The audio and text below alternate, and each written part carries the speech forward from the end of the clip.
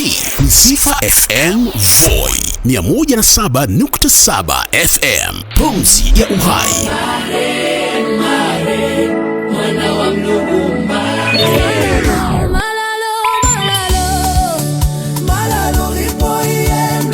tufuate kwenye Facebook Sifa FM 107.7 FM Voi.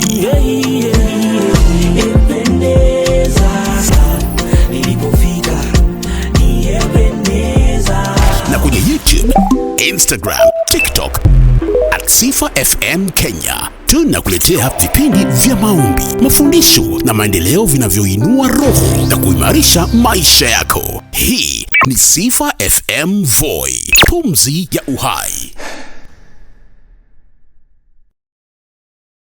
So Saturday of course kulikuwepo na Linda Mwananchi Rally ilifanyika katika kaunti ya Taita Taveta. Ni msafara ule ulianzia kule Mwatate, baada ya Mwatate wakakwenda Undanyi, baada ya Undanyi wakaja hapa Voi. Voi ilikuwa nzito. Voi ilikuwa nzito. Mwatate ilikuwa nzito. Undanyi ilikuwa nzito. Niliona pale bila shaka viongozi wa Linda Mwananchi wakiongozwa na party leader Daktari James Agri-Orengo, na vile vile mwaniaji wa kiti cha urais Edwin Watenya Sifuna, Babu Owino, Godfrey Osotsi, Senator wa Kisii Richard Onyonka, Kibagendi, walikuwa viongozi wale wa kitaifa wa Linda Mwananchi, of course bila kusahau the host MP Danson Mwashako Makuvona. Right? So niangazie bila shaka baadhi ya mambo ambayo yalizungumziwa. Mbunge wa Undanyi Danson Mwashako of course alizungumzia shida ya maji ambayo tuko nayo katika hii kaunti ya Taita Taveta. Maji yanatoka hapa kwetu Mzima Springs, lakini siku naenda siku rudi tunapitia hii changamoto ya mambo ya maji. Na alisema tuliahidiwa mambo ya Mzima in the last baada ya Rais William Ruto kuapishwa akakuja hapa Taita Taveta akasema siku 100 zijazo tutaanzisha hii mambo ya mradi wa Mzima Spring. Bila shaka au kujafanyika, na of course tulitolewa maelezo pale. Tunasubiri kupatiwa maelezo zaidi. Vile vile alizungumzia masuala ya ardhi na jinsi ambavyo hatufaidi kutokana na ardhi ya Savo, kazi ambazo zilikuwa zitokane na mbuga hii ya wanyamapori wakazi wa Taita Taveta wapate hawakuweza bila shaka kupata. Vile vile akazungumzia jinsi ambavyo amekuwa kilazimishwa kuingia katika chama cha UDA. Na amesema yeye kamwe hataingia katika chama ya hilo, yeye yuko upinzani, na zaidi ya yote of course akasema katangaza kwamba yeye yupo katika kinyang'anyiro cha kuwania kiti cha ugavana katika kaunti ya Taita Taveta. Vile vile alielezea kutoridhishwa kwake na serikali ya kitaifa. Anasema zile priorities, zile mambo ambayo yanapaswa kuwa ni priorities, haikujapewa priority. Wakazi wa Taita Taveta wanataka maji, masuala ya afya, lakini masuala ya kuletwa kwa barabara anasema iko sawa, lakini anasema mambo ya kuletewa kiwanja, mambo ya reli ingengoja, iko tu sawa, lakini ingengoja tu. Bila shaka alizungumza hayo. Nataka tumsikilize kidogo Shivyo Mwashako akizungumza kuhusiana na masuala hayo, kisha tusonge mbele. Taita Taveta ni maji, lakini hii serikali ilituahidi, serikali ya UDA ilituahidi ndani ya siku 100 ya wao kukua kwa mamlaka, watu wa Mwatate na Taita Taveta wangekunywa maji ya Mzima. Nyinyi mmekunywa maji ya Mzima? Kuna mtu amekunywa maji ya Mzima hapa? Rais mwenyewe alikuja hapa akasema in 100 days maji ya Mzima yanakuja. Mpaka leo imebaki ni uongo na inaitwa Ruto lies. Na 62% of our land iko ndani ya Savo, lakini walituambia watatupatia pesa ya Savo tusomeshe watoto wetu, tujiwekee maendeleo. Hakuna hiyo. Bila shaka kinara chama hicho ama mvuguvugu hilo la Linda Mwananchi Edwin Sifuna alipokuwa alisema kwamba serikali yao ikichukua namna hii, kitu ya kwanza wanaanza kushughulikia mambo ya maji na ardhi katika kaunti ya Taita Taveta. Na hii mambo ya maji na ardhi huwa tunaambiwa every election every election. Mambo ya maji tutafanya namna hii, tutafanya namna ile. Mambo ya ardhi tunaambiwa kila wakati, hizi mambo ya ardhi tutatatua bila shaka. Na Edwin Sifuna vile vile ambaye ni kinara huyo alizungumza na akazungumza akisema hivi: nataka niwahakikishie ya kwamba tutakomboa nchi hii chini ya miezi 12 ambayo inakuja. Hizo rongorongo zote ambazo Ruto alikuja akawadanganya hapa, akasema ndani ya siku 100 mtakuwa mnakunywa maji kutoka Mzima Springs, bado maji inateremka inaenda Mombasa. Nyinyi bado hamjapata hiyo maji, ama mmepata? Mmepata? Mjapata? Mwashako, usiogope kusema wale mabwanyenye wanaochukua mashamba ni kina nani. Nimeambiwa kuna stadium inajengwa huko Voi. Stadium kujenga si mbaya, lakini hospitali zetu ziko hali gani? Ninyi mungechagua kati ya hospitali ama stadium? Munachagua shule ama stadium? Mungependa maji ama stadium? Sisi kama Linda Mwananchi, kwanza tuwape maji tutakapochukua uongozi na tuwarudishie mashamba yetu. Bila shaka ni Edwin Sifuna. Vile vile Osotsi Godfrey, senator wa kaunti ya Vihiga, vile mmoja wa kinara wa Linda Mwananchi, alizungumzia masuala ya maji, na hii kampuni ya Tavevo vile vile ameizungumzia jinsi kumekuwa na changamoto katika kampuni ya Tavevo. Upande wa maji iko kampuni mbili hapa ambayo mimi najua, kampuni ambayo inaitwa Tavevo na kampuni ambayo inaitwa Coast Water. Iko na wezi wengi sana. Mimi nawaambia kwamba tutakuja kuondoa hao wezi hapo. Na mambo ya madini, muko na waziri wa madini kutoka hapa Pwani, amewasaidia na mambo ya madini? Amewasaidia? Bila shaka, sijui wewe unahisi namna gani kutokana na hizi ahadi. Je, unahisi ni ahadi zitatekelezwa ama bila shaka ni ile wimbo tumezoea bila shaka ya wanasiasa wakati uchaguzi unakaribia, wanajua kitu ambaye sisi kama wapwani huwa inatufanya ile kitu inatuumiza ni masuala ya maji na masuala ya ardhi, na unazungumzia swala. Sijui kama uko na imani kwamba uongozi wa kina Edwin Sifuna unapochukua bila shaka unaweza kutatua changamoto hizi ambazo zimeathiri kaunti ya Taita Taveta na vile vile kaunti za Pwani kwa ujumla. Zaidi ya yote vile vile vigogo hao walitumia nafasi hiyo kutangaza kwamba wameasi chama cha ODM. Sasa wanaanza kutoka katika chama cha ODM na wametangaza kubreak away. Sasa wanasema kwamba wanakwenda kusajili chama cha Linda Mwananchi. Wametangaza, wamesema mwaniaji wa kiti cha urais kupitia tiketi ya Linda Mwananchi atakuwa si mwingine bali ni Edwin Watenya Sifuna. Zaidi ya yote vile vile party leader atakuwa ni James Agre Orengo. Bila shaka jinsi walivyozungumza kuhusiana na kauli. Tuwasikilize Orengo na Usosi wakizungumzia kuhusiana na chama hichi cha ODM kuondoka. Kwa hivyo we are announcing formally the death of the party called ODM. Kwa sababu kiongozi wa ODM alikuwa Raila Amolo Odinga. Hatuwezi kubadilisha Raila Odinga na Ruto, haiwezekani. Inawezekana kweli? Hawezi kubadilisha Sifuna na Omanyo, inawezekana kweli? Inawezekana kweli? Kwa hivyo we have formally announced the death of the party called ODM. Na chama cha Raila ni Linda. Tulianza hii safari kwa kujaribu kukomboa chama cha ODM, lakini imefika mahali tumeona chama cha ODM kimenyakuliwa na Ruto. Sasa ni safari ya kuondoka, na tunaondoka tukiingia Linda Mwananchi. Bila shaka wametangaza kuondoka katika chama cha ODM. Zaidi ya yote bila shaka walitumia fursa hiyo vigogo wa Linda Mwananchi kumpigia kampeni mbunge wa Undani Danson Mwashako kuwa gavana wa kaunti ya Taita Taveta. Bila shaka walisema kwamba wamemwangalia Mwashako, wanahisi kwamba Mwashako anatosha, na zaidi ya yote ana ari ya kufanya kazi katika kaunti ya Taita Taveta. Tumsikilize mbunge wa Embakasi Babu Owino akizungumza kuhusiana na kumpigia debe mbunge Undani. Huyu mheshimiwa niko naye bungeni, na mimi napenda kusema ukweli. Huyu mheshimiwa amefanya kazi. Watu wa Undani watakubaliana na mimi ya kwamba mheshimiwa Mwashako amefanya kazi, na mheshimiwa amewatendea kazi. Alikuja kuuliza 2022 ili mpigieni kura, na kisha aliwaambia atawafanyia jambo fulani.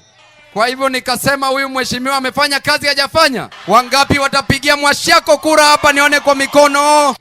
Bila shaka Mheshimiwa Mwashako akiwa hapo alisisitiza kwamba yeye kuhama kwenda katika chama cha upinzani chama cha serikali hata kwenda, na amesisitiza kwamba yeye atabakia katika Linda Mwananchi na chama chake cha Wiper, akisisitiza kwamba yeye amekuwa ameshinikizwa sana kuingia katika chama cha UDA, lakini amesema yeye kamwe hataingia katika chama cha UDA. Tumsikilize Mwashako. Manake uoga kwangu huwa hau exist. Ulitoka na dirisha.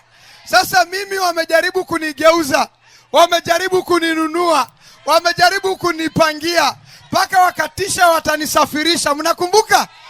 Wakatisha watanisafirisha one way. Mnakumbuka?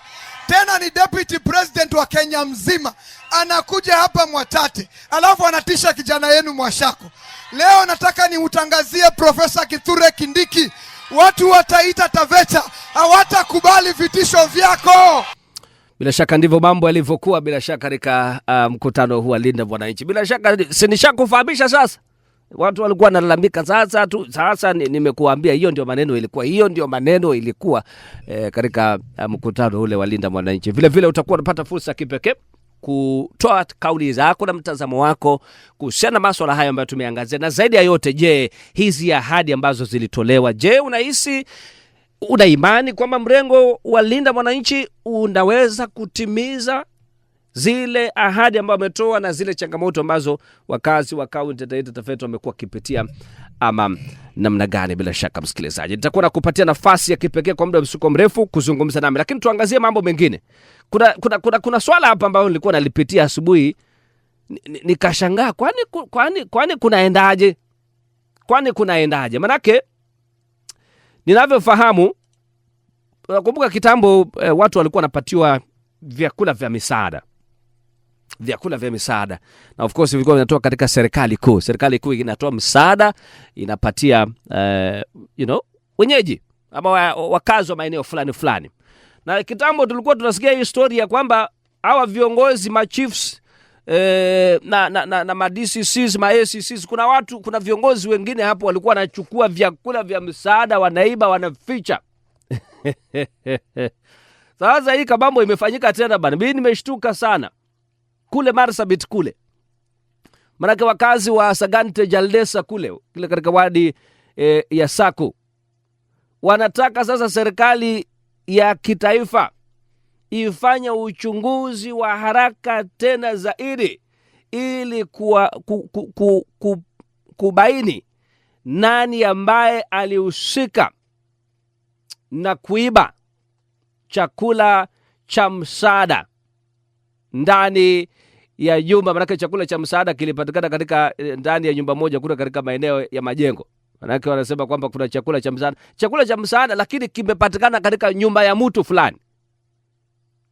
A discovery of government relief food hidden inside a residential home in Majengo town. Yani chakula ya msaada inapatikana kwa nyumba ya mtu kule maeneo ya Majengo kule katika kaunti ya Marsabit. Wananchi sasa wakiongozwa na Adan Did wameshtumu sana swala hilo na kutaka hatua ichukuliwe haraka. Manake wananchi pale, kama ni chakula ya msaada, wananchi wanahitaji kupata hii chakula. Na utakuta kwamba huyu mtu ambaye amechukua hii chakula na imefichwa mahali ni watu wanajiweza. Lakini je, hii chakula ilijipata vipi kwa nyumba ya mtu? How is it possible? Unataka kuniambia kwamba viongozi, ma chiefs, ma ACC, DCC anaweza kuwa ajui hii chakula ya msaada ilijipata vipi kwa hii nyumba ya mtu? How possible is it? Bila shaka nimeona vile vile local leaders, viongozi pale katika eneo lile wametaka, bila shaka wanasema hizi cases zimekuwa zikishuhudiwa, chakula kinapelekwa pale, baada ikipelekwa chakula, wananchi badala wapatiwe chakula inapotea vile ambayo inaelekea. Bila shaka na naambiwa kwamba operesheni imeanzishwa ili kufanya uchunguzi, kubaini nani vipi chakula hicho kilikwenda namna gani, manake naambiwa 6 individuals bado wanaendelea kutafutwa ili kubainika kueleza chakula ya msaada imepatikana vipi kwa nyumba ya mtu. Hii vitu by the way nilikuwa nasikia kitambo nikiwa mdogo hivi, kumbe hii ni mambo inafanyika. Bila shaka na imani kwamba wananchi wa maeneo yale watapata haki na uchunguzi utafanywa. Nataka nikimbie kule Turkana kidogo. Manake mshauri wa masuala ya usalama ya kitaifa bwana John Munyes tutakumbuka alikuwa ni waziri katika serikali iliyopita, natoka katika eneo la Turkana. Unajua kule Turkana most of the time wamezoea kuwa na changamoto za kiusalama. Kila time mtu akikwambia sasa naenda Turkana, kule Turkana bwana unataka kwenda vipi Turkana? Unajua kule Turkana kuna kuanga na insecurity issues. Na ni kweli kuna insecurity issues ambazo huzuka baada ya muda ama wakati time to time unakuta kwamba kuna cases hizo za insecurities ambazo zinatokea katika eneo lile. Lakini John Munyes ambaye pia ni mkazi wa eneo lile, anatoka katika kaunti ya Turkana, ametaka jamii katika eneo lile kuanza kuconsider kuhakikisha wanadumisha amani. Anasema kwamba hii kutokuwa na amani katika eneo hili la Turkana inatufanya tunakosa kuendelea, inatufanya tunakosa kupiga hatua za kimaendeleo. Maana wakati wote tutapoanza kwenda kuhakikisha kwamba tunaanzisha mradi wa kusaidia, insecurity issues zinakuwa. Wawekezaji hawawezi kuja kuwekeza katika eneo letu la Turkana. It is high time kama jamii tukae chini. Hii mambo ya usalama tumeiongea sana for the longest time. It is time tuketi chini, tukubaliane, tuwe na usalama, tuanze kushuhudia matunda ya maendeleo. Tukiendelea namna hii tutakuwa tunasikia kwamba counties zingine zinapiga hatua. You can imagine mafuta yanapatikana kule Turkana. Lakini hatusikii mengi zaidi kuhusiana na mambo ya mafuta na Turkana kwa sababu ya issues ya insecurity. Bila shaka John Munyes anataka hivyo. Kumbuka alikuwa waziri wakati mmoja wa kawi. Anataka wakazi katika maeneo yale. Manake wamekutana sasa. Wameanza juhudi za kuunganisha jamii, kukutanisha viongozi, kuwa na mikutano ya amani. Right? Baada ya kuwepo na tensions kule Turkana ambapo allegedly punda 14 inasemekana kwamba ziliibiwa na jamii moja katika eneo lile, na sasa imeanza kuleta shida. Watu wameanza kuzua sintofahamu bila shaka katika eneo lile. So ni mambo ambayo yanaendelea kujiri katika eneo lile. Kama uko katika maeneo ya Turkana, bila shaka naweza zungumza nami, fahamisha bila shaka kauli yako ni ipi kuhusiana na hii mambo na suluhisho ya masuala kama haya ni gani.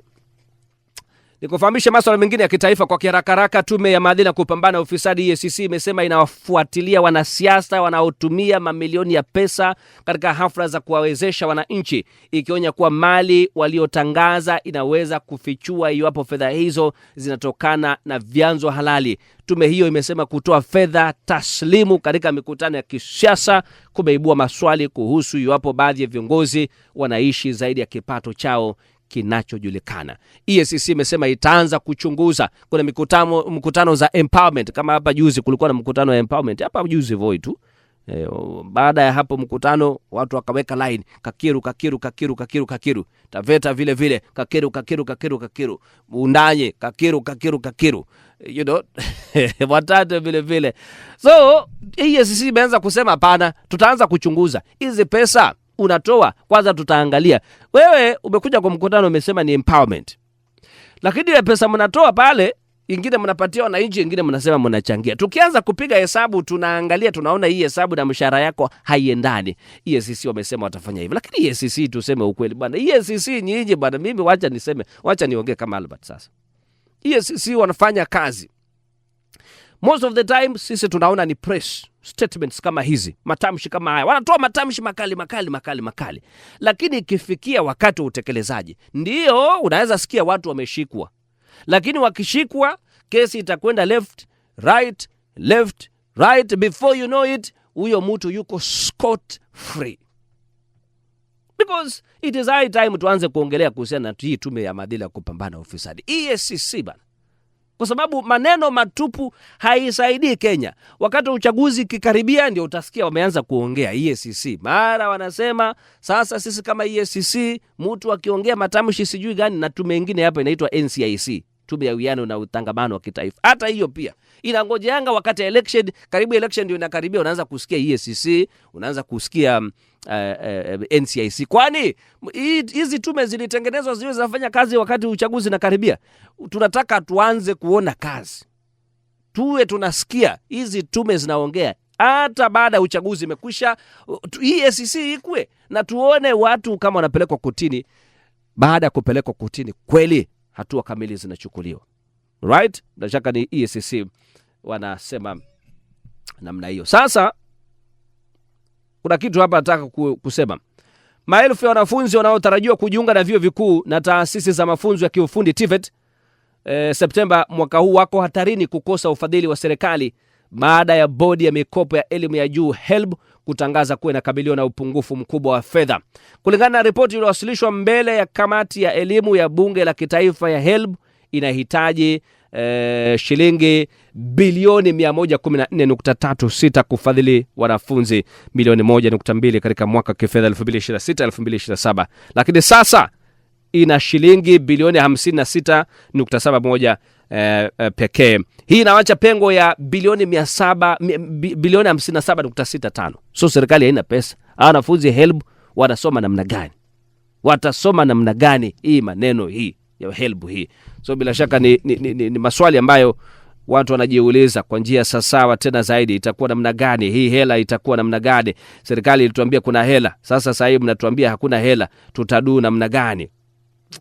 Ni jambo ambalo linazua tashwishi. And by the way, tukisalia katika masuala ya ufadhili, katika serikali ya kaunti ya Taita Taveta vile vile imetangaza finally basari. Unakumbuka basari Taita Taveta? Unajua kulikuwa na basaris. Serikali ya Wakujai ilikuwa inatoa basaris. That is nafikiri mwaka wa kwanza na wa pili basari alitoa kabisa. Nakumbuka wakati akizundua ile ya Taveta nilikuwepo, ile ya basari, na hii ya Mwatate pia nikakuepo wakati akizundua hizi basari. And then tunakumbuka vile mkaguzi wa hesabu alifanya, kasema hakuna serikali za kaunti za mruhusiwi kutoa basari za hamna. Hiyo kitu ikasimama, ikapotelea mbali. Sasa baada ya muda walipatiwa advice, wakaambiwa vile vile wanaweza kutoa hizi basaris bila shaka. Na baada ya muda sasa tumeona basaris hizi, na Taita Taveta imetangaza watu waanze kuapply basaris. Mwisho ni tarehe 31 Julai mwaka 2026. Sasa wewe kama unataka hii basari, wewe ni mwanafunzi, wewe ni mzazi, hii basari muapply hii pesa hii ya kaunti ya Taita Taveta ili ukapate nafasi ya kuendeleza masomo. So wametangaza rasmi kufanya maombi ili kupata basari hizi kusaidia wanafunzi. Alright. Nataka sasa acha niongelee mambo ya walimu kidogo. Maana walimu sasa wamekataa nyongeza ya bilioni 8.4. Wanasema nyongeza nzima inamezwa na ushuru. Walimu nchini wamekataa nyongeza mishahara ya awamu ya pili ya mkataba wa pamoja wa ajira CBA wa miaka 2025-2026-29. Wamesema ni ndogo mno, wala haiendani na gharama ya maisha inayozidi kupanda. Malalamishi hayo yameibuka baada ya tume ya kuajiri walimu TSC kutoa barua inayoelekeza utekelezaji wa awamu ya pili ya mkataba huo kuanzia Julai mosi mwaka 2026. Walimu wengi waligundua kwa nyongeza halisi ya kati ya shilingi sio hata elfu, ni shilingi 693 na 2055 pekee kulingana na cheo na kiwango cha mshahara. So wanasema ile kitu wameongezewa kakiru 693. Sasa walimu wanasema muache hiyo mchezo, uchumi inaendelea kupanda, alafu mnatupatia 690. Haiwezekani. Tunataka tupewe kakiru ambayo itatoshana na jinsi uchumi ulivyo kwa njia Yes, sawa tena zaidi. Ni masuala ambayo yanaendelea kujiri ndani na nje ya kaunti hii yetu ya Taita Taveta. Msikilizaji, nataka nikufungulie simu yangu. SMS iko wazi, WhatsApp iko wazi. Toa mchango wako, kauli yako ni gani kuhusiana na masuala ambayo tumeangazia? Tumeangazia masuala ya hii Linda Mwananchi Rally ambayo ilipokuwa Taita Taveta. Sasa nimekufahamisha, umejua ni kipi ambacho kilijiri. Nimekujuza kuhusiana na wizi wa msaada. Msaada imepatikana kwa nyumba ya mtu huko Marsabit. Hii ni maajabu. Hii ni maajabu. Hisia zako ni zipi iwapo katika maeneo hayo? Unaweza kutoa kauli zako, na vile vile eneo lingine tumezungumzia kuhusiana na amani katika masuala katika eneo lile la Turukana. Vile vile John Munyesa anasema hivyo, na anasema kwamba jamani, tutaendelea kukaa nyuma iwapo masuala ya amani tutayatilia mkazo. Tumezungumzia mambo ya EACC. Inasema sasa hii pesa wanaanza kuchunguza pesa ambayo inatolewa katika mikutano za empowerment. Na swali ni je, mbona kila wakati EACC tunaposikia wanazungumza ni wakati wa uchaguzi? Na mbona tunaulizana why is it kwamba hii pesa hii watu wakishikwa tunasikia kesi zimeenda left right and center, alafu inatoka na kuna kamati, kuna tume nyingine inaitwa NCAC, vile vile ni twins na EACC, lakini matokeo ni yale yale. Wanafunzi wanaotarajiwa kujiunga na vyuo vikuu vya taasisi, sasa pesa ya HELB inasemekana hakuna. Serikali ilisema pesa ya HELB iko, sasa wamesema hakuna. Sasa wanafunzi HELB wenyewe inatangaza kwamba mazee hatuna pesa ya kutosha. Pesa inayohitajika ni 114.36 billion. Pesa yenye tuko nayo ni 56.7 billion. Hiyo ndio tuko nayo. 57.65 billion hatuna.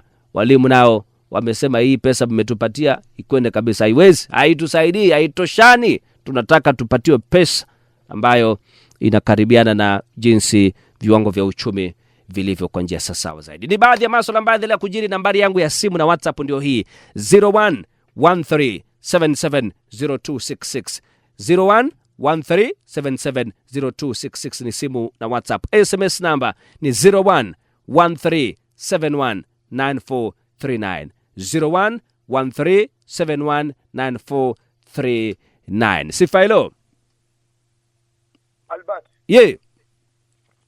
unalonga ndio na Samuel mpenda kabila zote kutoka Bamba. Karibu sana Samuel mpenda kabila zote kutoka maeneo ya Bamba. Umepisha wageni nao wasikike kama tulivyovuma nje za nyuma. Kweli kabisa. So unajua heshima ni muhimu bro. Heshima muhimu kabisa Samuel. Sasa mtu mmoja alikuwa amekerwa na mume wake kulewa kila siku. Okay. Akaona akimwambia wanakosana. Lakini akafanya jambo moja. Akiwa jamaa kija imelewa, hapo hii chakula. Wanakula ugali. Ndio. Alafu anampaka kwa mdomo. Okay. Akiamuka anauliza nilikula kweli? Amba si hata unaona huko osha hata mdomo hata mikono huko osha. Nilikula bwana. Okay. Alienda hivyo wiki moja akajua hapana mimi naumia. Inamaanisha kwamba nikienda nimelewa hata nikitoa nikila sishibi. Wacha niende bila kulewa. Alipofika bila kulewa akapata chakula kingi akala akashiba vizuri sana. Alifanya hilo zoezi wiki moja. Aliacha pombe. Mkenya. Ndio. Changamuka. Changamuka Mkenya. Ahadi alibato hazishibishi.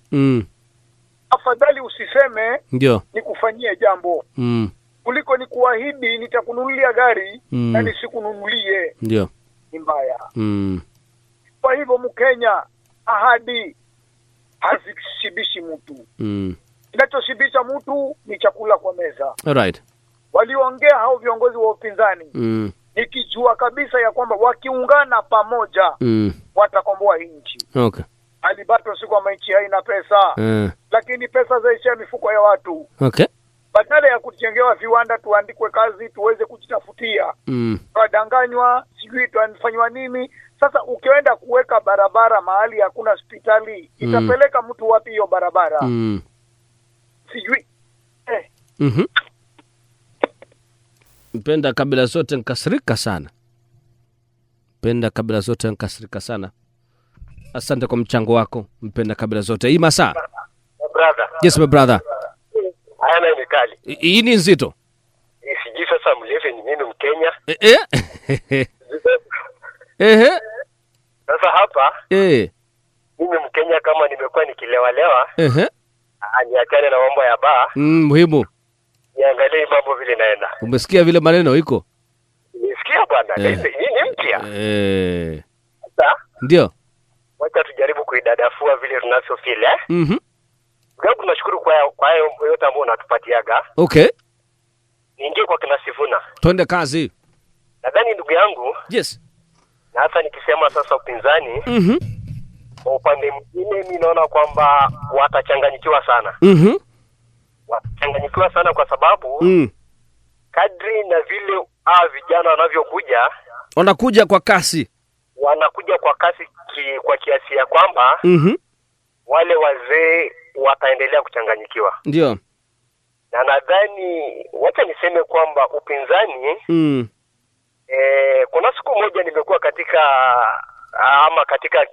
mkutano ambaye huyu mbunge wa support. Ndio. Na Babu Owino walikuwa. Wao kabisa akasimama akasema kazi ya upinzani. Ndio. Hakuna ile siku ninasimama kwa jukwaa nipigie serikali makofi niseme kwamba serikali amefanya hii na hii na hii. Never happen. Ndio. Kumaanisha kwamba sisi kwamba serikali hakuna kile kitu wajafanya. Tukijaribu kuangalia upande wa Voi, maana sinaongelea jamaa alikuwa Voi. Ndio. Hii mambo na maji kitu ambayo imekuwa kwa muda mrefu. Ndio. Na kweli labda rais alisema kwamba atasaidia watu ama watafanikisha mambo na maji. Ni kulingana na vile labda walikuja kuangalia. Kuna taarifa fulani tulipataga wakati fulani wakakuta kwamba hii budget ya kutengeneza maji labda ilikuwa ina cost pesa mingi sana. Nadhani wakadivert ile mambo na maji. Ndio. Wakaanza kufanya mradi wa hii reli kutoka Voi kuelekea mambo na kuelekea paka Taveta na kuelekea Tanzania. Hii ni mradi ambaye serikali inafanya saa hii upande huo wataita Taveta kama sijakosea. Na hiyo reli si eti kwamba itasaidia Wakenya wataita ama Wakenya wa serikali ya Kenya. Ukiangalia hii uwanja ambayo wamesema ndio. Uwanja sio kwamba itasaidia Wakenya. Uwanja pia itahitajika kwa maana kuna mambo na michezo na mambo kama hayo. Na nadhani pia wako pale kwa sababu sahi wako kwa serikali. Kwa hiyo kazi yao wanaona kwamba hata wao ile ahadi nyingi wako nayo. Mungu akipendezwa labda waingie.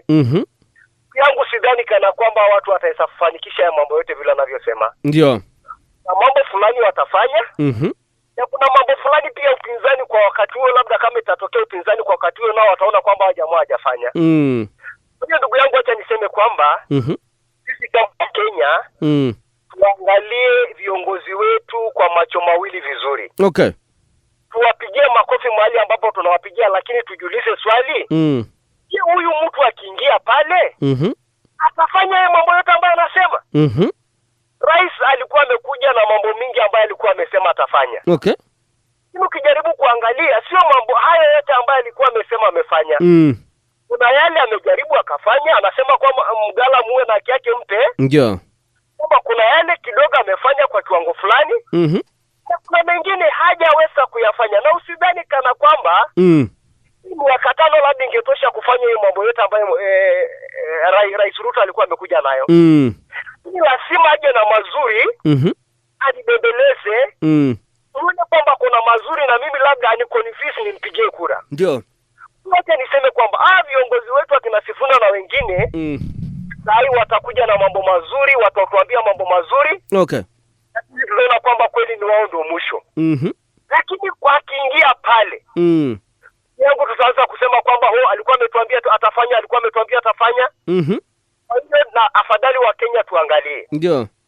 Kisha tena nikasema kwamba wamechanganyikiwa Rais Sifuna kama kwa mjanja. Wacha nimwambie. Afadhali aende kama yeye. Ndio. Asimame kama yeye. Kwa sababu akiungana na upinzani, nadhani hapo kuna karata kwa sababu Mount Kenya pia wanataka mtu. Ndio. Ila wale number 1 au number 2. Ndio. Na Kalonzo anataka. Wale wengine wanataka. Ndio. Kwa kama ni mimi Sifuna, bali yuko afadhali ajijenge na asimame kama yeye. ili ajijengee jina ya hiyo miaka ijayo, lakini sio 2027. Okay. Hiyo ni maoni yangu. Asante ndugu yangu. Asante my brother. Asante sana. My brother Emmanuel Masaa anatoa kauli yake, yuko kule maeneo ya Kajiado. Hisia zake hizo za kwako ni zipi? Elekeza kupitia nambari ya mawasiliano ambayo ipo wazi kwa ajili ya kwako vile vile, na zaidi ya yote jumbe fupi ambayo ipo kwa ajili ya kwako. Nasemaje hapa katika SMS? Anasema sifa hawa jamaa walinda mwananchi wako sawa kwa kukuja hapa na kujitangaza kama upinzani na kuongea mambo inagusa Mkenya wa kawaida, lakini walikuwa na haraka sana.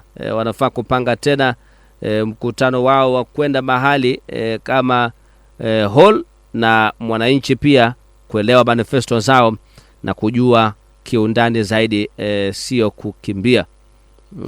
Nafikiri sio kukimbia haraka hivyo. Bashir huyu. Asante sana Bashir. Nation Advisor. Albato mwenyewe. Vipi? Poa sana, habari ya magoni? Safi mazee. Ndio imefika ile siku. Ndio imefika mazee finally. Wacha tushukuru bwana. Unajua tunashukuru kwa sababu yote ni yetu. Kweli. Na mimi huwa nasema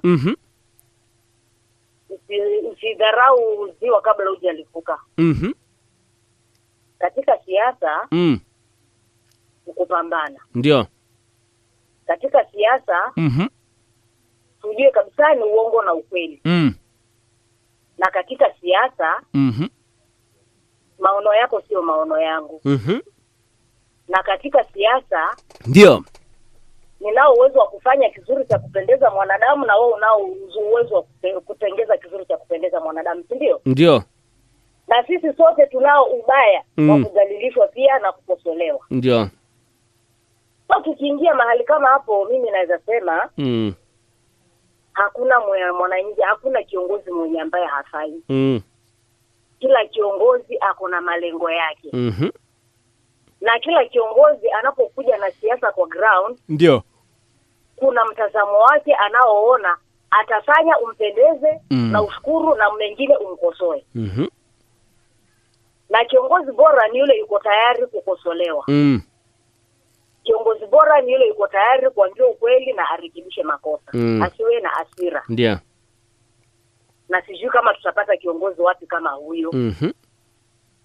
Sababu viongozi wetu wanavifua vyenye ambavyo wanabeba hasira.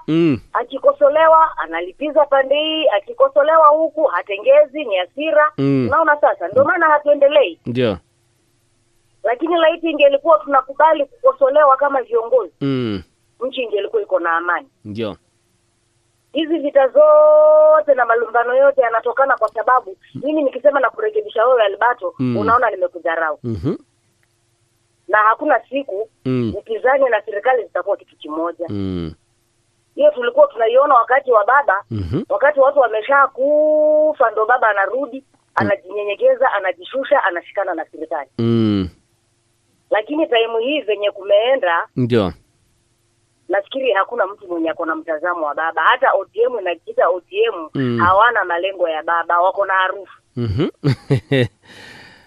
Wamebaki na harufu. Hata wanipige vita waseme nini, mimi nilikuwa na mwana ODM bwana. Ndio. Unajua kulingana na malengo ya baba venye alikuwa anaenda na majira. Alikuwa haendi tu na kubebwa kama fala ama kama bweke tu na debo unawekwa kama mzigo. Ndio. Lakini sasa tunaona ODM umekubali kubebwa kama mzigo. Hata yale mambo ile mkataba wanafikisha. So walikuwa wamesema wanataka kama UDA itasimama rais deputy atoke kwa ODM. Hiyo imekuwa ni ndoto. Hata wasitudanganye. Imekuwa ni ndoto, na hata wakiteza viti hapa chini watadhulumiwa. Wachapo kuchapo. Sasa tukiingia kwa hii sherehe yetu ilikuwa hapa Taita Taveta. Ndio. Mimi naweza sema mwanasiasa wacha ajiuze sera zake, wacha ajivunie. Sisi kama wananchi tunaangalia yule mtu penye amefanya kwake, amefanya vipi. Ndio. Na huyu mtu anaposhikana na hawa watu, kuna mahali amefurahisha wananchi, kuna mahali ametengeza. Ndio. Hata kama hawatatimiza ahadi zote, manake tunajua ahadi hazitimizi zote, lakini kuna mahali hatua tutakuwa tumepiga kando na ile mahali tumefikishwa pia. Ndio. kwa sababu hakuna kiongozi mwenye hana maendeleo. Barabara kama tumeziona wakati huu, ndio wacha wakati ujao tuone labda maji pia yatazingatiwa na yapiti. Watoto watazingatiwa na wasomi. Ndio. Kwa sababu sasa hii kwanza swala la elimu, elimu imedorota Kenya. Ndio. Kwa sababu tumekuwa tunasema na half-10. Ndio. Watoto wa chini wakipita wakienda, tuliambiwa watoto wa chini ya chini kama serikali. Ukitembea ground watoto wako nje. Sasa tutoe mfano kwa shule yetu hii iko hapa Voi hapa Mwangia. Simuona watoto shule ya Mwangia. Tembea pale Albato uniambie Mwangia ina watoto wangapi sasa hivi? Shule haina watoto. Watoto wako nje wanarandaranda. Shule zimekuwa kama siasa, zimekuwa kama biashara. Ndio. Ni kiongozi yupi atasimama aangalie hata japo watoto wanafanya makosa, watoto wako wapi? Wako Kenya. Hawa watoto kama kweli tunapenda elimu, tunaweza kubali watoto wazungukege tu kisa na maana mumeweka mihadi zenye ambazo wazazi hawawezi kuzitimiza. Ili hali tuko na serikali, tuko na serikali viongozi mashinani. Lakini hakuna kiongozi mwenye anafikiria hawa watoto wenye wanazunguka hizi ndio viongozi wa kesho. Kesho tunatarajia matokeo gani? Tukiangalia hiki kizazi sasa hii ni kizazi kenye ambacho kesho wewe ukiwa na mkate wako kitakunyang'anya kwa sababu ulikosa kukiangalia. Sasa sasa hii naweza sema elimu hakuna kiongozi mwenye anaithamini. Tumekuwa tunaongea na hatutendi. Hivyo nimesikia kama juzi na jana rais anasema wale watoto wenye ambao watatumwa campus, watatumwa university, watasimamia, watakuwa funded full. Hujasikia kitu kama hiyo. Sasa leo hii wameshindwa na watoto wa primary, wameshindwa na mgao wa primary, mgao wa secondary. Tumeona Mashako ndani amejaribu kushikilia hawa watoto watoke primary waingie second, at least mtoto apate kufunuliwa akili, hata kama atajisaidia ajisaidie. Lakini wewe unakimbilia university na campus na watoto hapa chini wamepotea. Wewe ni kiongozi wa watu. Alright. Hatujapata mtu mwenye anathamini elimu kusema kweli. Na elimu Kenya imepotea na imeisha. Mawaziri wa elimu wameshindwa na wanafunzi wa Kenya. Hiyo nimetoka. Wacha tuende kwa hiyo nini? Mambo na siasa. National Advisor tuzame kidogo ni saa 3 tupate taarifa kisha turudi. Sawa. Alright. Sifa hello. Hello. Yes. Bwana Yesu asifiwe. Amen. Hakika nimesikia. Ndio. Nikatathmini. Hii ni Kenya. Ndio. Ni watu wa jamhuri. Lakini ndio mimi naona mwanasiasa wakati anaongea kitu. Ndio. Angalia mipango kesho kutakuwa namna gani. Nakumbuka ile siku Mashako akiwa hapo. Akaulizwa kuhusu mambo ya kundi la mwananchi. Akasema kundi la mwananchi ndio ni wanaita ni vuguvugu ama ni vuguvugu. Ni vuguvugu. Lakini angalia ile statement ambao waliokuja wakaongea. Wanasema ni chama ambacho kitafani watakisajili kwa ni chama. Na alisema hatatoka. Tunaona tayari ashajichanganya. Kwa sababu kile ulichoongea sio vile kilivyo. Ndio. Kimeenda tofauti. Istoshe. Nataka niulize wa Kenya. Unajua sisi ndio tunaharibu nchi. Okay. Na kwa sababu gani? Yale maneno tunayotamka ndani ya vinywa vyetu. Ndivyo vinatenda kazi. Ndio. Tukisema kwamba kuna nchi hawa watakuja kuikomboa. Haku mtu anaweza kuja kukomboa. Ya pili. Ndio. Ili nchi kombolewe inaanza na wewe. Ndio. Kumueleza Mungu matatizo yako hapa. Si kulia. Mwambie Mungu pahali nchi imefika. Huyu kiongozi ni wewe ulitupatia. Lakini hatujui ni kitu gani kilichoingia. Maana lile kusudi lilimweka pale halitimiwi kwa sababu adui ameingia. After hapo tukimaliza hapo utaona Mungu ataponya nchi.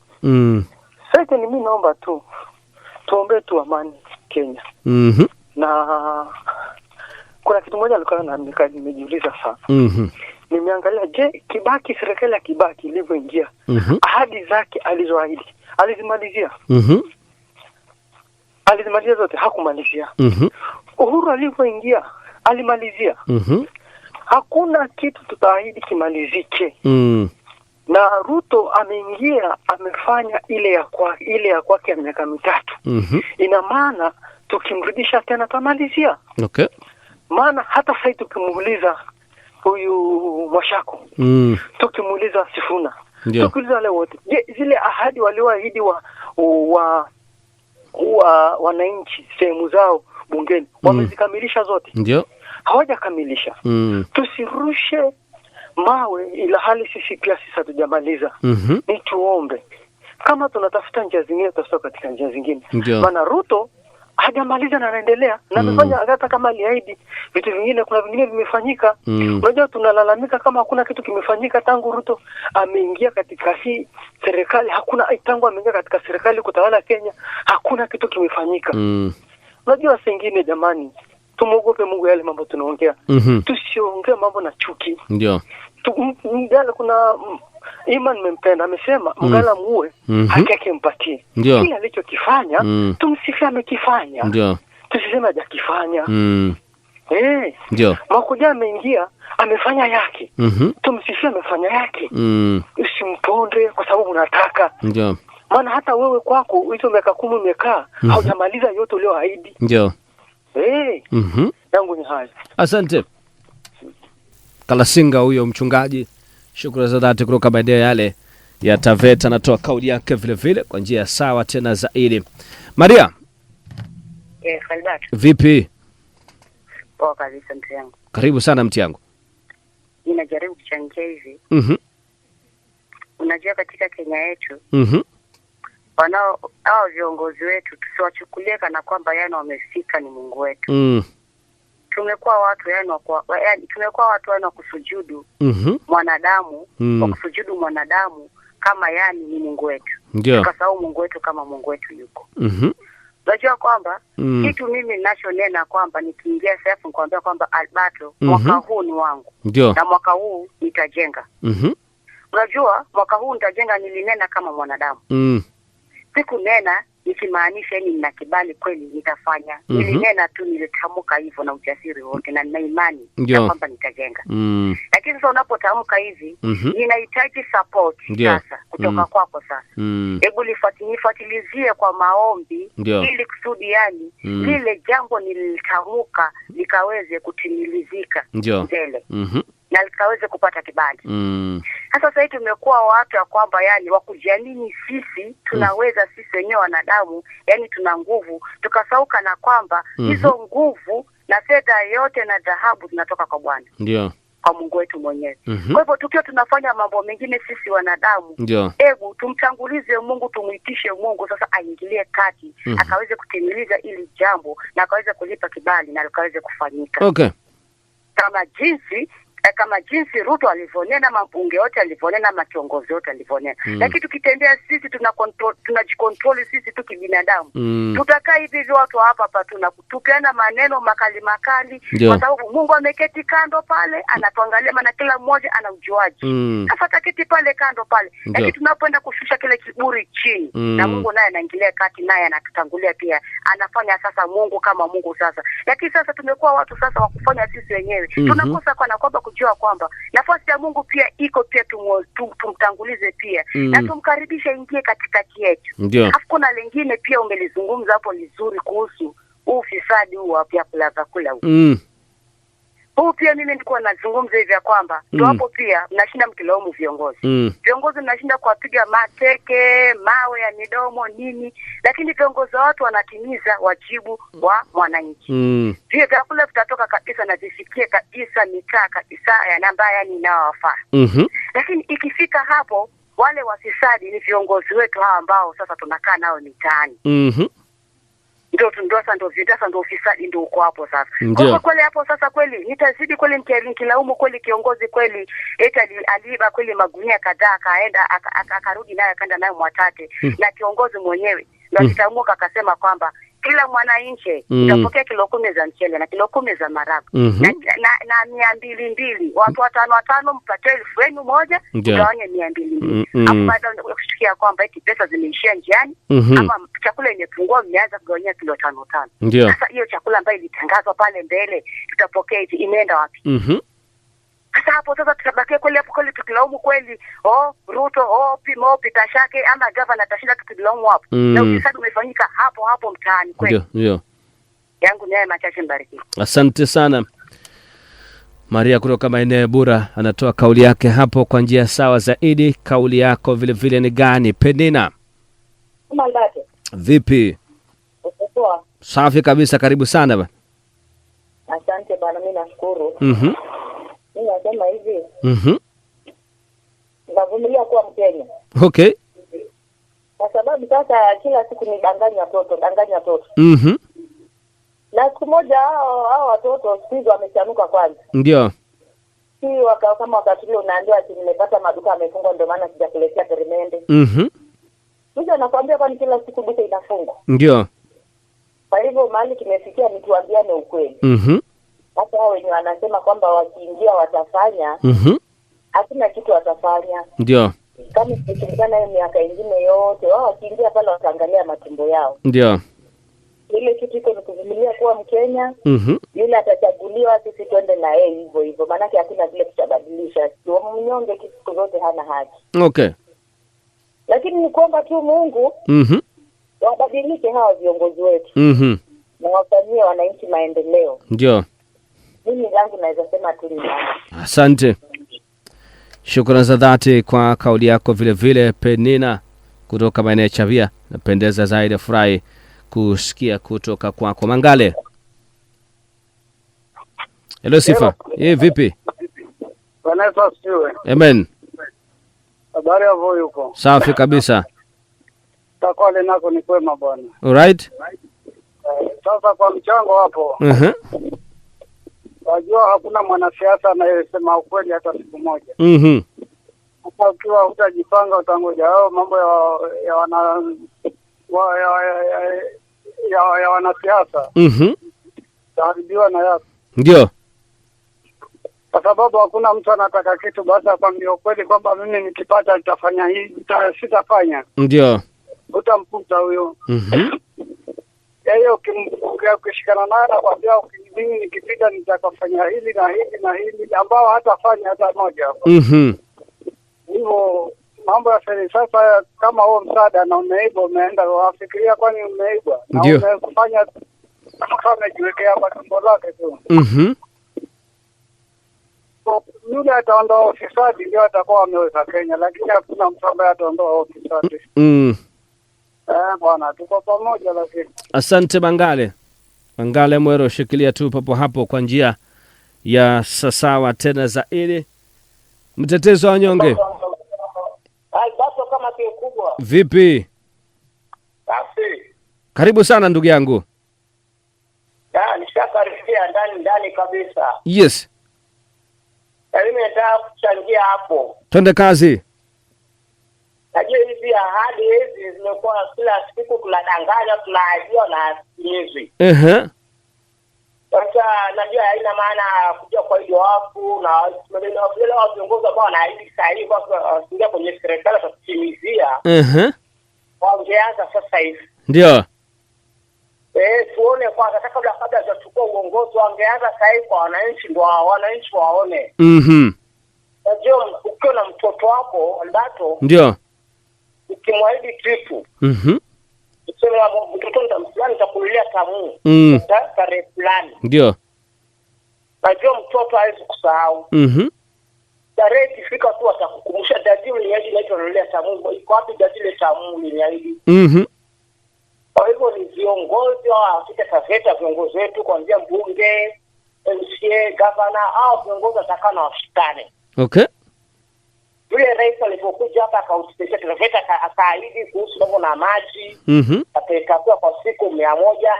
Mambo na hizi 50-50 ya wanyamapori aliahidi hayatimizwa. Kwa hivyo ni viongozi wenyewe wa Taveta washikane, wakishikana wao mmoja waende kwa rais wamkumbushe. Wasukume. Wasukume bungeni mswada hii. Ndio. Kila kitu rais akija na ahidi amuifuatilie mmekaa tu viongozi kukaa kwa mguu kulikia tumbo zao wananchi lazima teseka na hiyo kwamba maji yatengenezwa kwa siku 100. Siku 100 imeisha. Bado wananchi anazidi kulia shida ya maji. Ndio. Tuliaidia mambo ya 50-50 ya kwa dunia wanyamapori. Kwamba zingine itasaidia wananchi. Watoto kule wengine wanarandaranda wanaenda shuleni. Tunaambao sio wale ambao wakupeleka college wakapeleka watu ule wa chini anaanza kule mtaani. Ndio. Sasa hii ni viongozi tutakana tuwatume kuanzia mbunge, gavana, wapate rais, wapeleke kama bungeni wao iongelee bungeni. Ili mfike rais akumbuke yule ni mwanadamu. Ndio. Na yule rais kumbuka ni wa Kenya wote. Okay. Tutakana sisi viongozi hapa wachukue jukumu, waache uoga. Mambo kupiga mawe, kumlenga na mawe rais aisaidie suluhisho wafikane, wapeleke bungeni msaada waiongelee. Ndio. Hizo itatuliwe. Kwangu ni hawa Alberto. Asante. Tetezi wa wanyonge, shukrani za dhati. Endelea kushikilia tu papo hapo. Shukrani kwa mtazamo wako kwa jile bora zaidi. Sifa, hello. Hello. Yes. Ni Carol nikiwa Tanzania. Nani huyo? Carol nikiwa Tanzania. Karibu sana ndugu yangu. Nashukuru, mimi shabiki mgeni. Karibu sana shabiki mgeni. Kwanza nilikuwa nasema lazima watu wawe na shukrani. Kwa kile ambacho Mheshimiwa Ruto amefanya. Si kwamba hajafanya. Amefanya, lakini wale ambao wanamfuatilia anataka kusema kwamba hajafanya na kuna kitu amefanya. Kwanza wale ambao wanataka kuja kuingia watatuambia kwamba hajafanya chochote, ameiba pesa zote, sasa sisi tumepata hakuna kitu.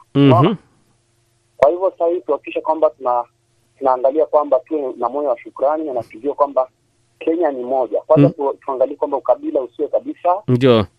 Tuhakikishe kwamba Kenya tumeifanya kuwa moja, kila mtu aheshimu mwenzake na tuendelee vizuri. Tujue kwamba hao viongozi wasikuje kutugombanisha. Ndio. Tujue kwamba kama nchi tuwe tunajiweka mahali pamoja. Ndio. Asante sana Alberto. Shukrani za dhati ndugu yangu. Salimia Mama Samia Suluhu Hassan kutoka taifa la Tanzania. Anasikiliza akiwa kule jijini Tanzania. Jonathan. Halo, habari leo? Vipi? Safi. Karibu sana my brother. Nashukuru. Sasa mimi mchango wangu. Ndio. Unaona jamaa mtetezi wa wanyonge ameingia hapo. Ameamaliza, manake amesema kama waanze kwanza kabla hawajaingia kwa mamlaka. Ndio. Wakianza ndio sasa tutaona kumbe wataweza hiyo 2027. Lakini tupange, maana wanatupanga mambo ya kupanga watutaki. Ndio. Sisi tunaona huo uongozi wanataka ni waanze kwanza tuone maendeleo yao kwanza. Okay. Sasa sisi huku tunalia na maji, hakuna maji huku sehemu za Buguta huku. Buguta pia maji hamna huko. Hakuna maji, barabara ni mbaya. Tunataka tuwafanye hiyo kwanza tuone kama ndio tujue kweli wanaweza. Okay. Sawa. Shukran. Asante Jonathan. Kutoka maeneo kule kila kule Buguta anasema bado changamoto ya maji ipo katika maeneo yale kwa njia ya sawa tena zaidi. Nimsikilize Lea kutoka maeneo ya Nyangoro. Yes, Alberto, Bwana asifiwe. Amen. Karibu sana bwana. Asante. Mnaendeleaje hapo Magoni? Safi kabisa. Kusema kweli, katika kuangalia hayo yote, inafaa kwanza hata mtu akiangalia jinsi mwenzake ameahidi na hajafanya, ama amefanya nusu, bado nusu. Ndio. Jiangalie wewe mwenyewe kwanza kuanzia nyumbani kwako. Ni lini uliahidi utaleta gas kwa nyumba? Ndio. Na bado mpaka wa leo haujaleta. Umeahidia watoto utawanunulia TV. Umeng'ang'ana we, bado haujanunua TV. Ndio. Umeng'ang'ana umalize kujenga nyumba yako, imemaliza miaka 5, bado madirisha hujaweka. Hivyo si kwamba hujafanya. Ndio. Kujenga umejenga, mabati umeweka, milango umeweka, lakini madirisha bado hujaweka. So it means ndio umefanya lakini hujakamilisha. Na si kwamba uliongea na ukastopisha hivyo hivyo. Ndio. Umeongea ukaonyesha msingi fulani, lakini bado haujakamilika. Ndio. Kwa hivyo kama yule Emmanuel Masaa alivyosema, mgala muue lakini haki yake umpe. Ndio. Tusiangalie wanaokuja na hawaja tufanyia lolote bado. Ndio. Na bado wanajisifu wakiingia pale watafanya. Tukiangalia hata mzee Kibaki aliahidi na hakufanya yote. tukiangalia Uhuru aliahidi na hakufanya yote, bado ikawa pending. Ndio. Ruto naye ameingia ameahidi na bado hajakamilisha. Okay. Hata huyo mwingine mwenye ambaye ataingia atafanya na hatakamilisha, na bado hatakamilisha yale wengine waliahidi. Okay. Ataanzisha yake na bado hatakamilisha. Ndio. So kutakuwa bado kuna viporo vingi. Kwa hivyo heri siasa ya kumshirikisha Mungu, ya kusema majaliwa ya Mwenyezi Mungu mkinipatia. Akinijalia venye atakuwa amenijalia, nami nitafanya hivi na hivi. Basi, lakini sasa tumekuwa sisi wenyewe ndio tunajisemea, tumekuwa sisi wenyewe ndio tunajiaminia kuliko Mungu. Kwa hivyo kila kitu tunachofanya ndio tumtangulize Mungu, na sio kusema eti kesho nitafanya hivi, nikiingia nitafanya hivi. No, majaliwa ya Mwenyezi Mungu ndio Mungu pia naye atafurahia. Okay. Ya kwamba kumbe huyu mtu anaongea lakini tegemeo lake lote liko kwangu. Okay. Lakini nikisema mimi kama Lea eti kesho mimi nitafanya hivi ama kesho nitaenda Voi, hiyo Voi inaweza kosa kuifika kwa sababu ajali inaweza tokea njiani na nisifike Voi. Okay. Barikiwe. Asante, barikiwa zaidi. Anaitwa Lea huyo kutoka maeneo ya Nyangoro. Nyangoro inasekeleza kwa njia ambayo ni ya sawa tena zaidi. Paulo. Alberto. Vipi? Poa sana, kwema? Niko safi, karibu ndugu yangu. Asante, shakaribia sasa. Mimi pia nitaongelea juu ya viongozi. Unajua Alberto, hakuna vile maziwa na chumvi inaweza endana. Ndio. Kama kawaida maziwa lazima itakurogana tu na chumvi. Okay. So pinzani lazima wakubali pia serikali imefanya kitu. Hatuwezi kusema eti hawajafanya. Ndio. Lakini waliwekaga malengo na wakaweka ahadi zao. Wakasema tutafanya hili na hili na hili. Wameanza, lakini kuna zingine hawajafikia. Ndio. Na tutasema tu ni wakati, lakini tukisema eti wenye wataingia watakuja kufanya ahadi zote, haitawezekana. Kila mtu ako na udhaifu wake. Ndio. Kila mtu ako na udhaifu wake, lakini wao wakisema wanakuja sahihi na matusi nini na nini, hajafanya hata wakiwekwa wao. Bado ule muda watakuwa wamepata, unaweza kuwa muda kidogo kwa yale mambo wameahidi. So lazima tukubali serikali imefanya upande wake na kuna mahali hawajamalizia. Lakini tusiseme eti hawajafanya kabisa kama upinzani. Okay. Alafu upande wa health hawa mambo na watoto wa university. Ndio. Sasa hii nimefikia wakati wamebaki na mwezi mmoja waanze kujiunga. Alafu unapata wanaambiwa health haina pesa ya kutosha. Serikali pia waangalie vitu vingine. Wangesema hapo mapema. Ni juzi tu wamesema pesa haiko ya kutosha. Ndio. Leo wanasema pesa haiko ya kutosha. So serikali pia wajaribu kuangalia vitu vingine. Ndio. Before waachilie, kwa sababu kuna watoto sasa hivi wako nje, hata wengine na miaka za huko nyuma walikuwa wanatarajia waingie huu mwaka. Na wakifikia hivyo pia wao watakupa moyo. So serikali pia waangalie sana upande wa masomo. Ndio. Kwa sababu pia kesho tutahitaji viongozi. Na viongozi wa kesho lazima tuwatengeneze leo. Ndio. Sawa ndugu yangu Albert. Yes my brother. Tuko pamoja mpaka baadaye ndugu yangu. Shukrani sana my brother. Paulo kutoka maeneo ya Mbololo. Natoa kauli yake hapo kwa njia sawa zaidi. Shukrani za dhati. Endelea kushikilia tu papo hapo. Nimsikilize Shalete hapa, mwanaharakati, bwana siasa huyu. Karibu sana Shalete bwana. Mzee Alberto. Bari ya days mzee. Ai bwana, niko poa, na wewe? Mzee niko fiti. Ai tumepoteleana. Nimekubisi kweli bwana. Hata mimi nakumisi sana. Tutafutane bwana. Chukua haki ndio hiyo. Nimeinyaka kabisa. Sawa Alberto. Tuende kazi. Sasa Alberto, mimi ninataka kuchangia hivi. Ndio. Wajua hizi siasa raundi hii zimekuwa kama mchezo. Na sasa chendelecho, kuna mtu alisema wajinga waliisha Kenya hii. Waliisha. Watu wamerevuka. Sasa hii tumerevuka. Sasa hii sisi ndio tuko ground na ndio kusema. Ndio. Wametupanga siku nyingi. Sasa ndio tunawapanga. Sasa sisi ndio tutawapanga. Wakuje pole. Wakuje taratibu. Yaani tunaona wametuzoea. Ndio. Na raundi hii hatutaki mazoea. Manake ni tutafanya. Ndio. Tumetenga. lakini kenye kimetengwa Ndio. hatukioni. Kenye kinafanywa hatukioni. Sasa raundi hii tumeamua ni kunyoroshana, tutawanyorosha. Ndio. Manake sisi ndio Kusema. Sisi ndio kusema. Na eti siwezi kuvumilia kuwa Mkenya eti na mateso.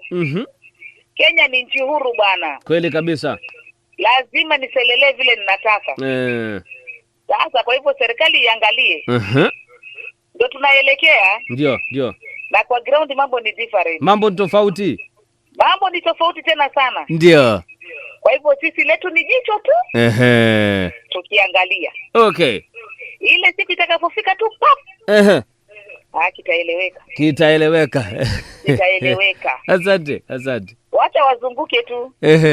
Sisi tunawaangalia. Okay. Asante Charlotte bwana. Siku njema mtu wangu. Siku njema vile kwako. Asante. Asante sana. Ni Charlotte huyo, mkereketwa wa masuala ya kisiasa. Charlotte anapenda siasa kweli by the way. Anapenda sana siasa.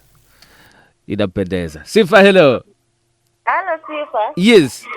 Habari ya asubuhi. Salama sana. Karibu sana, zungumza nani huyo? Unazungumza na Ruthi Dachi Mwakulomba. Yes, karibu. Modambogo Mlambeni. Modambogo, ukiona Albert Mwanyasi hapo msalimie bwana. Kabisa, ni jirani yangu, alikuwa mwalimu ritaya. Somo yangu huyo. Sawa, hizo amezipata. Karibu sana. Sawa, sasa mimi nitachangia hivi. Yes. Uongozi wa rais angeangalia kama nani vile alianza. Kibaki alianza vizuri sana Kenya. Alikuwa na mpangilio taratibu, ikuwa na makosa sana. Lakini rais wetu huyu ako na tamaa na uongo. Ndio. Sababu ahadi ambaye anapeana, una hizo pesa unaenda ukipeana ahadi kubwa, hizo ndio zinafanya sasa anaonekana muongo. Sasa unaona kama hospitalini, mambo na hospitali hakuna madawa, elimu hakuna pesa, sisi wapi hakuna pesa. Yaani sasa hizo manyumba alianza kujenga, hangejenga hizo manyumba. Kitu cha kwanza angeangalia hii Kenya iko na shida gani kubwa. Ndio. Ni maji na elimu. Yaani angeenda tu taratibu, angalie vitu vya ambaye viko na shida sana Kenya yetu hii. Ndio. Sasa yeye alianza tu vitu vingine ambapo hata isaidii sisi. Kama mfano Mtaita huko umefanya kazi kweli huko Nairobi. Hiyo nyumba ukilipia ukitoka utairudi atuambie kwamba ni yako tena. Hiyo hata itusaidii. Sisi Kenya ingetusaidia ni elimu. Na hospitali twende tupate dawa. Ndio. Hiyo ingetusaidia. Hata madaktari pia waongeze mshahara wa watu, ufisadi, mambo na kusumbua wananchi barabarani. Okay. Hii Kenya yetu ni nzuri sana. Asante. Lakini uongozi ambaye amekuja na uongo na ahadi kubwa, hiyo ndio imemharibia sifa. Okay. Sisi Taita hapa, kitu cha kwanza angetuletea maji ya nguo. Hiyo maji tungesema asante, tungemshukuru sana kwa hiyo maji. Alright. Alafu nikisema hao wapinzani hao wengine wawache tamaa, waungane, watoe mtu mmoja kabisa. Na wangetoa tu Sifuna, kwa sababu Sifuna ameingia kwa vijana na ameingia kwa watu wengi. Waseme tu wacha tumwachie huyu kijana tuone. Mbariki huyu kijana. Ndio. Ndio atatoa huyo rais. Okay. Na hivi viongozi wetu pia wadogo hapa kwetu, sasa naongea kwetu hapa. Nao wawache kutapatapa na uongo. Kiongozi ambaye yuko kwa kiti utachaguliwa kulingana na ahadi zako uliotoa, umetimiza. Na kama hujatimiza wajipange sawa. Okay. Sisi tuko macho hapa. Tutawafagia ile wajaiona. Alright. Na Mungu akubariki, uniombee mwanangu ifike hiyo siku. Nitakuombea. Amina. Amen. Asante sana. Kauli yake hiyo. Amesema sitaki kuongeza lolote hapo kutoka yale ambayo amesema kwa njia sawa zaidi. Nataka nipitie hizi jumbe kwa haraka nijeke sana hizi, sijui kama nitaweza. Sibu vile sambulika sana hapa. Alvin Kioi, asante sana. Unasema kwamba ujumbe kazi nzuri Albato. Asante sana Alvin kwa kauli hiyo ambayo umeelekeza. Sifa juzi watu wetu wa Mwatate wametuangusha bwana. Mtu anaulizwa na Sifuna anapigia kura yako wapi, anasema anapigia kwa chifu. Okay. Alafu hawa majaji na mawakili mgomo ni ya nini? Kama hawezi kufunga mtu anafanya mauaji na wale wanaiba pesa wa Kenya wanaogopa deni. Kupata ugavana sio kazi rahisi, kila mtu auze sera zake na mwananchi atafanya uamuzi, lakini ukijipiga kifua eti utapata kirahisi, hiyo siku unaweza ukashangaa na matokeo. Asante sana kwa kauli yako kwa njia ya sasa tena zaidi. Naangalia muda wangu maze, umetupa kisogo sana. Lakini nataka ni washukuru wale wote ambao wamechukua nafasi zao kuzungumza, kutuma kauli zao na masuala kadha tumeangazia kwa pamoja. Mama Mwadime, wacha nikupatie tu dakika moja. Mama Mwadime, naona umepiga sana. Anguo Anguo umepiga sana, wacha nikupatie tu dakika moja. Futa sana maana ni kitu kinaniuma na mimi niongee. Naomba nikupatie dakika moja Anguo. Asante. Twende kazi. Mimi nasema hivi. Ndio. Mambo ya uongozi si rahisi, tena ni rahisi ukiwa na upendo ndani. Sasa kwa viongozi wetu, hasa huyu mkubwa. Uongo umemzidi. Anakuja anaweka ahadi. Ni siku ngapi amekuja akazindua barabara hapa? Hakuna kitu amefanya. Ndio. Akitoka hapa anaenda kufanya mingine. Watoto wamekosa shule, hawana pesa. Na alisema atatoa watoto watasoma elimu ya bure. Watoto waende shuleni hata kama hana uniform aende. Hakuna kitu amefanya. Okay. Sasa wacha tuombe Mungu, yeye ndio atatenda. Na Mungu ndiye anajua kiongozi ni yupi. Okay. Kwa hivyo kama mahali alipo, maana anasikiza. Ajipange sana. Okay. Na sisi tuko hapa tunaendelea kujipanga. Very nice. Tena Mungu amsaidie na amlinde aone. Amina. Asante sana Mama Mwadime, shukrani za dhati. Nasema shukrani za dhati kwa wale wote ambao wamekuwa nami katika kipindi kizima cha Sifa asubuhi ya Alhamisi ya leo. Imekuwa kupendeza zaidi. Tupatane kesho, itakuwa ni Ijumaa, tufunge wiki kwa njia sawa zaidi. Lakini napoondoka na kuacha na kipindi cha Dorothy kwa lugha ya Kitaita, kipindi cha Kitaita dakika 15. Kisikilize kwa makini. Iwapo utakuwa na swali, maoni au mapendekezo baada ya hicho kipindi, bila shaka itakuwa napendeza zaidi. Kumbuka saa 4 juu ya alama Sifa Vipasho. Baada ya hapo mzee wa kazi Kamanda Brian Juma anachukua usukani, atakwenda hadi majira ya saa 8. Saa 8 of course atapatia mwana kwaya mrembo wa Arsenal champion kama champe. Atakuwa papa hapa kuanzia majira ya saa 8 kwenda saa 10. Kisha dhoruba ya Sifa Manu atakuwa na take over. Mimi naondoka tu na majali, imekuwa furaha na fahari yangu. Naitwa Albert Mwanyasi, kipindi ni cha Sifa asubuhi, na hii ni Sifa FM. Sifa FM. Sifa FM. Sifa FM. Sifa FM. Sifa FM. Sifa FM. Sifa FM. Sifa FM.